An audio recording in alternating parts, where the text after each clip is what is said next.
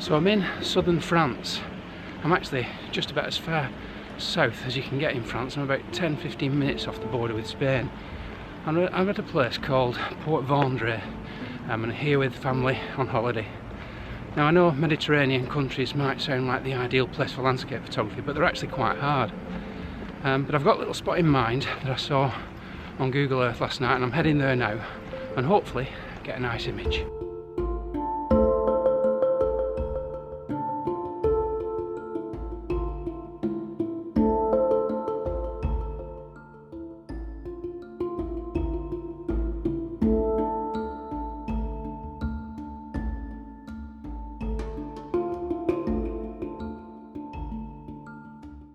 So I'm actually here in good time for once.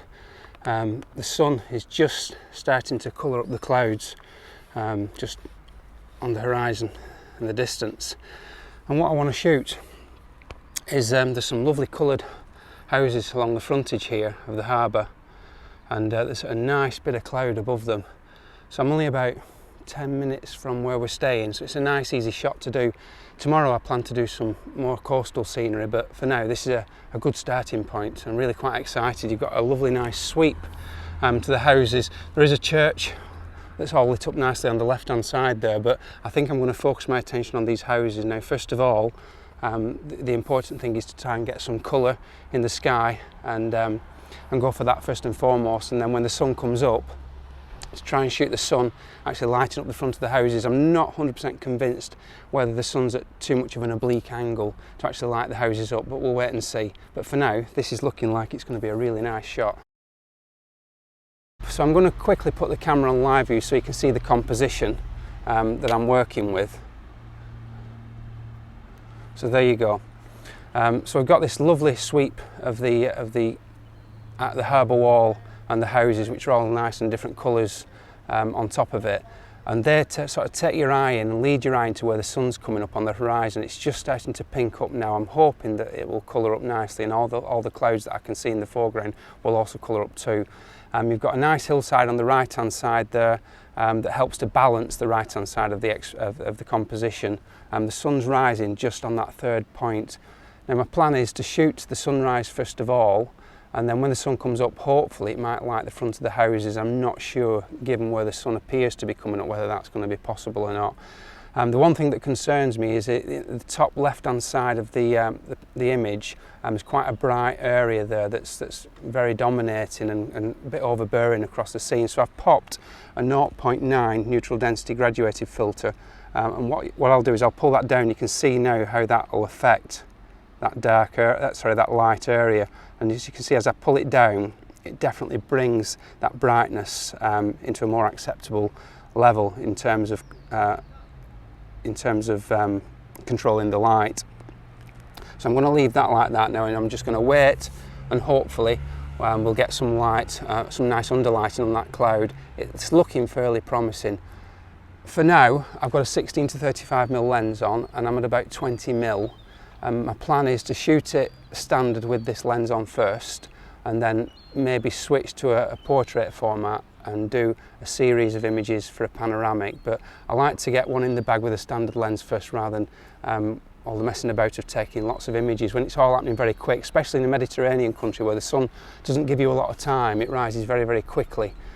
So I just want to get a single image in the bag first, and then go from there. So the sun is well and truly up. Unfortunately, it has gone behind the clouds as it's lifted, so the light on the frontage of the nice colourful houses isn't going to happen. But just reviewing the shots that I took just as the sun was coming up, I was really happy with what I got. There's some lovely blue tones which I mentioned, but in contrast to the orange, the intense orange on the horizon, just as the sun's starting to burn sort of over the hills, is just amazing, coupled with the dark brooding clouds above. Really dead happy with the shot. In terms of settings, I was at f11, didn't need to stop down any more than that because there's no immediate foreground, and I was on 1 second exposure, and I was just sort of underexposing by 2/3 of a stop, just to help exaggerate the mood of those clouds and bring a bit more drama into the scene. So I think I'm going to pack up. I'm not going to get the light, like I said, on the houses, so I think we're done here for this morning. But it's not the end of the video. I'm going to do more this week, hopefully. I'd like to get on to the, there's quite a nice dramatic rocky coastline not far from here, so we'll check that out today and come back on another dawn shoot and hopefully get another nice image. But yeah, as a starting point, that's a really nice shot, dead pleased with it. So I'll see you tomorrow.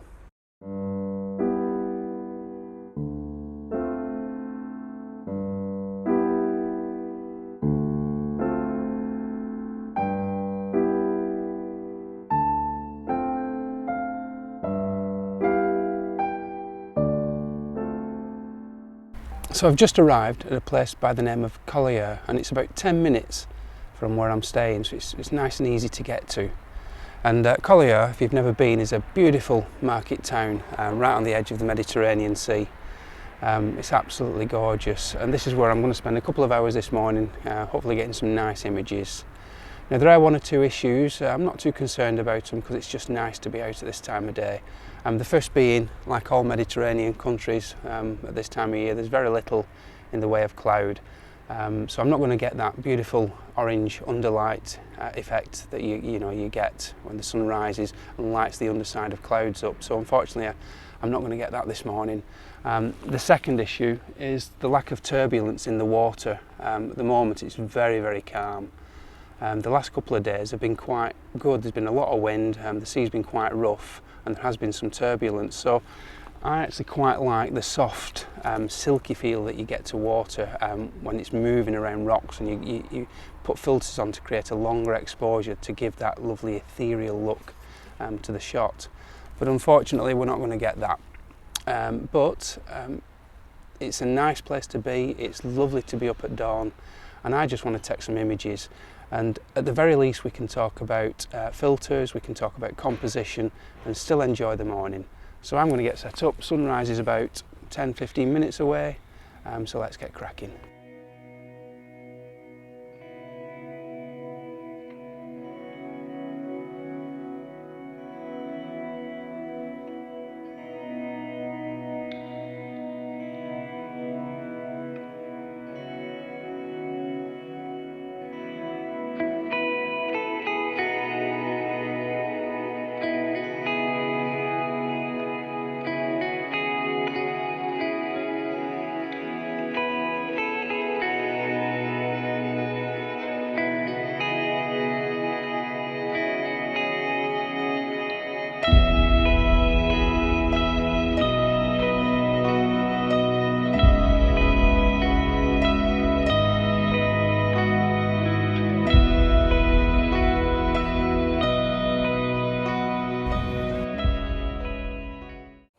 So I've quickly rushed into place, just early enough to still catch the last of the blue hour. The sun's catching the castle just ever so slightly there, but it's a beautiful, beautiful shot. So what I've done is I've got a Lee 0.3 on the top just to darken that sky down a little bit again, and I've angled it quite severely to cover the sky and also just the right hand portion of the sea that's catching the light. But it's a lovely composition. I've got the rocks in the foreground. I'm focusing about a third of the way into the scene, so probably about 10-15 feet in front of me. I've got a 16 to 35 millimeter lens on, 100 ISO, f16, 6 seconds exposure, 2-second timer. Shut the blind on the back of the camera to stop any light leakage, and all there is left to do is take the shot.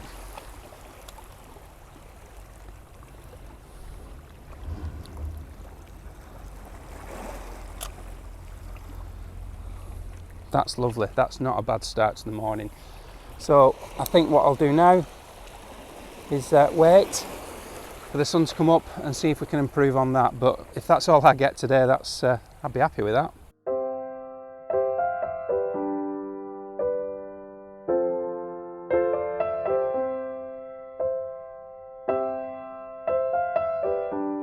So I just want to talk a little bit about the composition that we got for that first image. So I'm going to pop this on live view so you can see the the scene as I see it, or almost as I see it, because the way that the video is formatted, you do lose a little bit of the foreground interest in the sky, but you can see what I'm talking about. So what I've got is the actual castle, the jetty, and the town is sat on the top third. We talk about thirds all the time and splitting the image into thirds.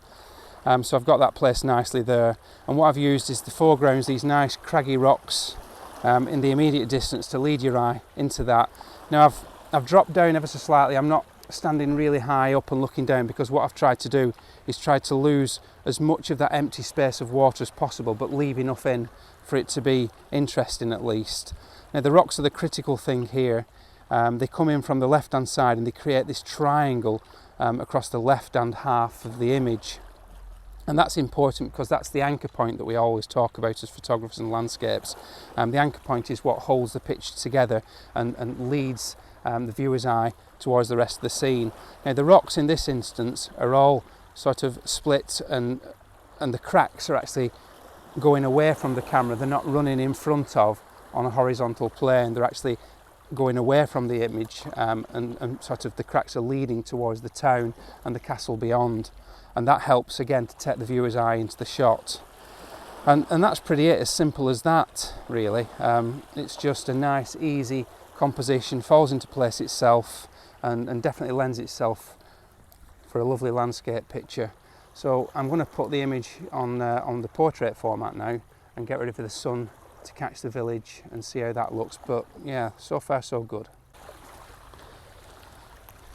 So we're all set up for the second shot. The sun's coming up nicely. It's actually coming up behind some thin clouds, so it's diffusing the light lovely on the town behind.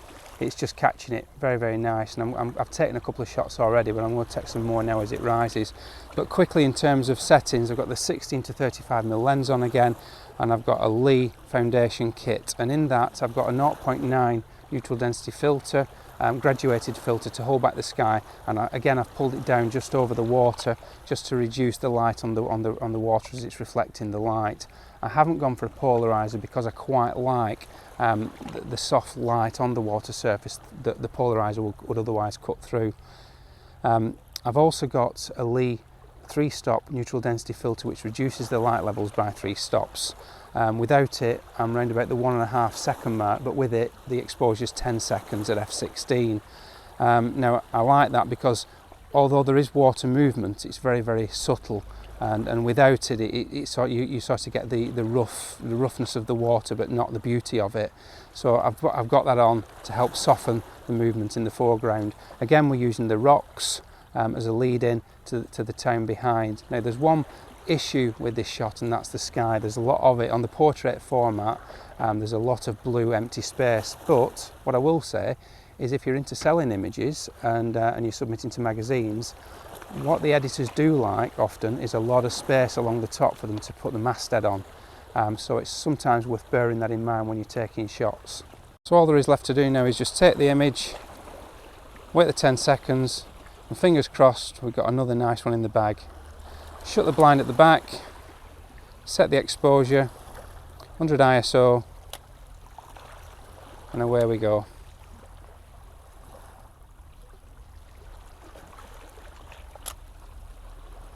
Yeah, gorgeous. Really happy.